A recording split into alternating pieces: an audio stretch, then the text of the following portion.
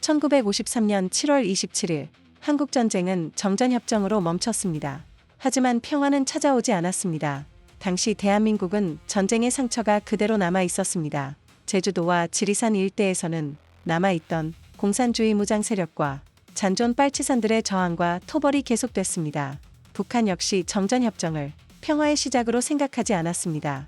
북한은 이후에도 무장공비 침투, 간첩 파견, 납북, 대남 공작을 지속했습니다. 전쟁은 멈췄지만 대결은 끝나지 않았습니다. 대한민국은 보이지 않는 또 다른 전쟁의 시대로 들어가고 있었습니다. 1958년 민간 항공기를 상대로 한 납북 사건이 발생합니다. 대한항공 전신인 대한국민항공사 여객기가 북한으로 납치된 사건입니다. 이 사건은 정전 이후 북한이 민간인을 대상으로도 도발을 감행할 수 있다는 점을 보여준 사례입니다. 1950년대부터 이미 북한의 도발은 군인만을 향한 것이 아니었습니다. 민간 항공기, 민간인, 민간사회 그 자체가 표적이 되기 시작한 것입니다. 1960년대는 북한 도발이 급격히 거칠어진 시기입니다. 북한은 단순한 군사 충돌을 넘어 남한 내부 혼란을 노리는 방식으로 움직입니다. 무장공비 침투, 대통령 암살 시도, 게릴라전 시도, 미군과 한국군을 겨냥한 공격. 이 시기 북한의 목표는 분명했습니다. 대한민국 사회 내부를 흔들고 정부를 혼란에 빠뜨리고 전쟁이 아닌 방식으로 남한을 무너뜨리려는 것이었습니다. 1967년에는 한국 해군 경비함 당포함이 북한 해안포의 공격을 받아 침몰하는 사건이 발생합니다. 이 사건은 해상에서도 북한 도발이 본격화됐다는 것을 보여줍니다. 육지에서는 무장공비가 침투하고 바다에서는 군함이 공격당했습니다. 정전협정 이후에도 북한은 육상과 해상을 가리지 않고 대한민국을 겨냥하고 있었습니다. 1968년 1월 21일 북한 특수부대 제124군 소속 무장공비 31명이 청와대를 습격하기 위해 서울까지 침투합니다. 목표는 당시 박정희 대통령 암살이었습니다.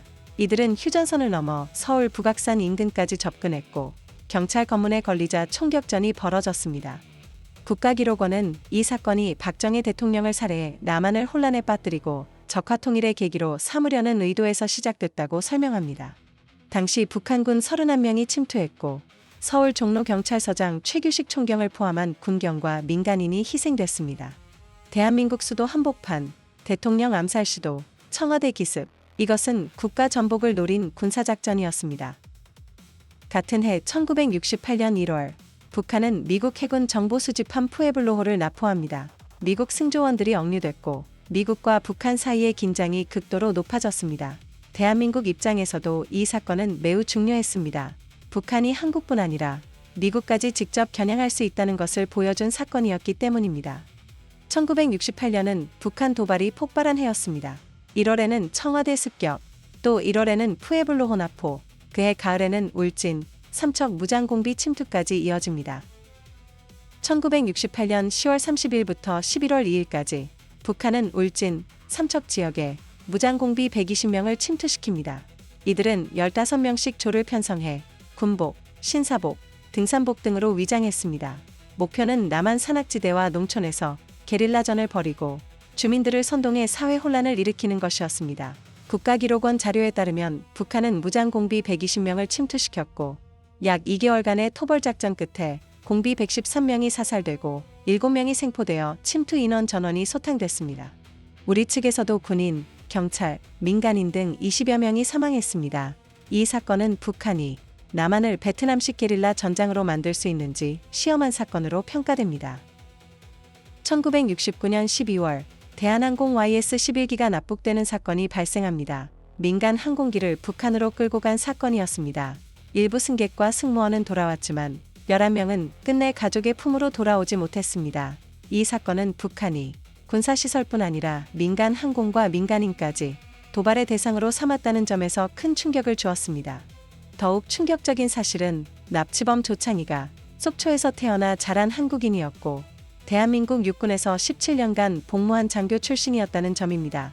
적이 휴전선 너머에서 온 것이 아니라 대한민국 내부에서 나타났다는 사실은 국민들에게 더 큰 충격을 안겨주었습니다. 이 사건 이후 한국 사회에는 북한의 도발은 어디서든 벌어질 수 있다는 불안감이 확산되기 시작했습니다. 1969년 북한은 동해상공에서 미군 EC-121 정찰기를 격추합니다. 미군 승무원 31명이 사망했습니다. 이 사건은 냉전 시기 동북아의 긴장을 크게 고조시킨 사건입니다. 북한은 남한뿐 아니라 미국 군사력까지 공격 대상으로 삼았습니다. 정전 이후 한반도는 언제든 국제전으로 번질 수 있는 화약고였습니다. 1970년에는 국립묘지 현충문 폭파 사건이 발생합니다. 현충일 행사 등을 겨냥한 대남 공작으로 알려져 있습니다. 이 사건은 북한의 도발 방식이 군사시설 공격에만 머물지 않았다는 점을 보여줍니다. 국가 상징, 추모 공간, 국민 감정, 이런 영역까지 공격 대상으로 삼았다는 뜻입니다. 1970년대에도 북한의 침투는 계속됐습니다. 무장공비, 간첩, 해상 침투, 비무장지대 충돌, 군사사 연구 자료에 따르면 1971년부터 1980년까지 확인된 북한의 대남 침투는 총 190회였고, 그중 해상, 해안 침투가 132회, 지상 침투가 57회였습니다. 특히 1971년에는 49회로 가장 많았습니다. 즉 1970년대는 겉으로는 남북 대화가 있었지만 뒤에서는 침투와 도발이 계속되던 시기였습니다. 1974년 8월 15일 광복절 기념식장에서 총격 사건이 발생합니다. 박정희 대통령을 겨냥한 암살 시도 과정에서 영부인 유경수 여사가 피격되어 사망합니다. 범인은 문세광 제1교포였고 조총련 및 북한 연계 의혹이 강하게 제기된 사건입니다. 이 사건은 북한식 대남 공작이 단순한 군사 침투가 아니라 정치 지도부를 겨냥한 암살 시도와 연결될 수 있음을 보여줬습니다. 1976년 8월 18일 판문점 공동경비구역에서 미루나무 가지치기 작업 중이던 유엔군 측 인원들이 북한군에게 습격당합니다. 북한군은 도끼와 곡괭이 등을 휘둘렀고 미군 장교 2명이 살해됐습니다. 국가기록원은 이 사건을 1976년 8월 18일 판문점 공동경비구역에서 북한 경비병 약 30여 명이 유엔군 측 경비병을 도끼와 곡괭이 등으로 습격해 미군 장교 2명이 피살된 사건으로 설명합니다. 이 사건으로 한반도는 전쟁 직전까지 긴장이 고조됐습니다. 이후 유엔군은 미루나무를 절단하는 작전을 대규모 군사작전으로 수행했고 판문점 경비체계도 변화했습니다. 1980년대에 들어서면서 북한 도발은 새로운 양상으로 바뀝니다. 과거에는 무장공비 침투와 군사 충돌이 중심이었다면 1980년대에는 해외 테러와 민간 항공기 폭파가 등장합니다. 목표는 더 노골적이었습니다. 대한민국 대통령 암살, 정부 핵심 인사 제거, 서울올림픽 방해, 대한민국의 국제적 위상 훼손, 북한 도발은 이제 한반도를 넘어 해외까지 확장됐습니다. 1983년 10월 9일 전두환 대통령은 버마, 현재 미얀마를 공식 방문 중이었습니다. 북한 공작원들은 아웅산 묘소에 폭탄을 설치했습니다. 목표는 전두환 대통령과 대한민국 정부 핵심 인사들이었습니다. 폭탄은 대통령 도착 전 터졌고 전두환 대통령은 생존했습니다. 하지만 정부 핵심 인사들이 대거 희생됐습니다. 국가기록원 자료에 따르면 1983년 10월 9일 북한 특수요원 3명이 아웅산 묘소 지붕 위에 폭발물을 설치하고 원격 조종으로 폭파했으며 대통령 주요 수행원 17명이 사망하고 14명이 부상했습니다. 버마인도 4명이 사망하고 32명이 부상했으며 이 사건 이후 버마는 북한과 외교를 단절했습니다. 대한민국 정부의 심장부를 해외에서 폭파하려 한 사건, 이것은 국가 지도부 제거를 노린 테러였습니다. 1986년 9월 14일 서울 김포공항국제선 청사에서 폭탄 테러가 발생합니다. 1986년 아시안게임 개막을 앞둔 시점이었습니다. 이 사건은 국제 행사를 앞둔 대한민국을 흔들기 위한 테러로 평가됩니다. 대한민국이 세계 무대에 본격적으로 등장하던 시점, 북한은 그 순간을 노렸습니다. 1987년 11월 29일 대한항공 858기가 미얀마 근해 안다만 해역상공에서 폭파됩니다. 탑승객과 승무원 115명 전원이 사망했습니다. 국가기록원은 이 사건을 북한 노동당 중앙위원회 조사부 소속 대남특수공작원 김승일과 김현희가 일본인으로 위장해 버린 사건으로 설명합니다. 또한 대한항공 858기가 버마 근해 안다만 해역상공에서 공중폭파되어 탑승객 115명 전원이 사망했다고 기록합니다. 이 사건은 1988년 서울올림픽을 앞두고 발생했습니다. 대한민국을 불안한 나라로 만들고 올림픽 개최 분위기를 흔들려는 목적이 있었습니다. 민간 여객기 115명 전원 사망, 서울올림픽 직전, 북한 테러의 잔혹성을 보여준 대표적 사건입니다. 1996년 북한 잠수함이 강릉 해안에 침투합니다. 잠수함 승조원과 무장공비들이 남한 지역으로 침투했고 49일 동안 대규모 수색전이 벌어집니다. 북한 공작원 대부분이 사살됐고 한국군과 경찰도 희생자를 냈습니다. 정전 이후 최대 규모의 무장공비 침투 사건 중 하나로 평가됩니다. 1999년 6월 서해 북방 한계선 NLL 인근 해역에서 남북 해군이 충돌합니다. 북한 경비정들은 반복적으로 NLL을 넘어왔고 대한민국 해군은 이를 저지하기 위해 대응에 나섰습니다.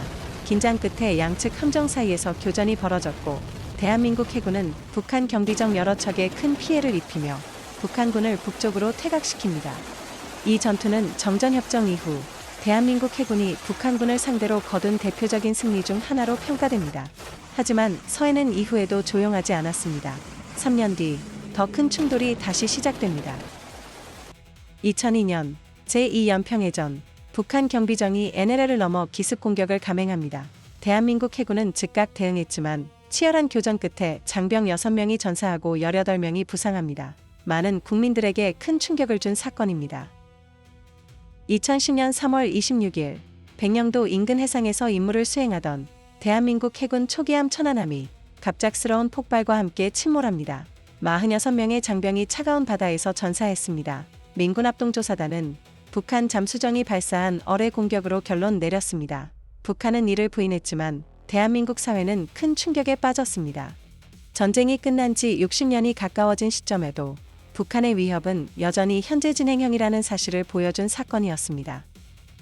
2010년 11월 23일 북한은 서해 최전방 연평도를 향해 수백 발의 포탄을 발사합니다. 포탄은 군부대뿐 아니라 민간인이 거주하는 마을에도 떨어졌습니다. 주택이 불타고 섬 전체가 아수라장이 되었습니다.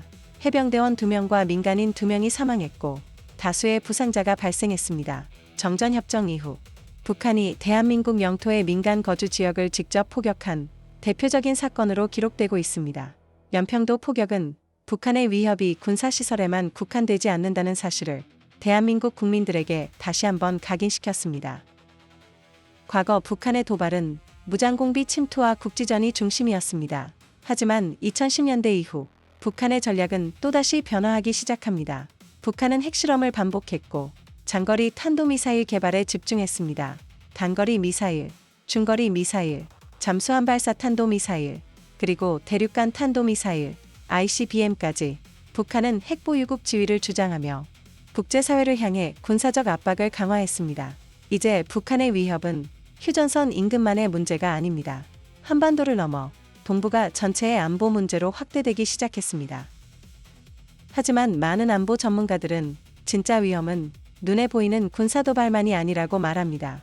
북한 노동당 비서 출신 황장엽은 생전 여러 강연과 인터뷰에서 북한은 총과 포탄만이 아니라 사상전, 선전전, 통일전 선전술, 대남 공작을 매우 중요하게 생각한다고 증언했습니다. 그는 북한의 목표가 단순한 군사적 승리가 아니라 대한민국 내부의 영향을 확대하는 것이라고 경고했습니다. 실제로 대한민국은 간첩 사건, 무장공비 침투, 지하조직 적발, 이적단체 사건들을 반복적으로 경험해 왔습니다. 황장엽은 생전 북한의 대남 공작 조직이 국민들이 생각하는 것보다 훨씬 광범위할 수 있다고 말했습니다. 그는 일부 강연에서 북한 노선에 동조하거나 영향을 받은 세력이 대한민국 사회 곳곳에 존재한다고 경고했습니다. 또한 일반 국민들이 상상하지 못하는 분야와 조직에까지 영향력이 침투해 있음을 언급하기도 했습니다. 그가 남긴 경고는 분명했습니다. 북한의 전략은 총과 미사일만으로 이루어지지 않는다는 것이었습니다. 총을 든 공비는 눈에 보입니다. 미사일도 레이더에 포착됩니다. 하지만 자유민주주의의 자유를 이용해 사회 내부의 영향력을 확대하려는 움직임은 쉽게 알아차리기 어렵습니다. 그래서 많은 사람들은 대한민국을 지키는 것은 군사력만의 문제가 아니라고 말합니다. 역사를 기억하는 것, 사실을 아는 것, 그리고 자유민주주의를 지키려는 관심 역시 중요한 안보의 일부입니다. 1953년 정전 이후 북한의 도발은 형태만 바뀌었을 뿐 사라진 적이 없습니다. 무장공비, 납북, 암살 시도, 폭파 테러, 해전, 포격, 핵과 미사일, 그리고 대남 공작, 대한민국이 마주한 위협은 언제나 한 가지가 아니었습니다. 전쟁은 멈췄습니다. 하지만 북한의 전략은 멈추지 않았습니다. 그리고 그 역사는 지금도 계속되고 있습니다.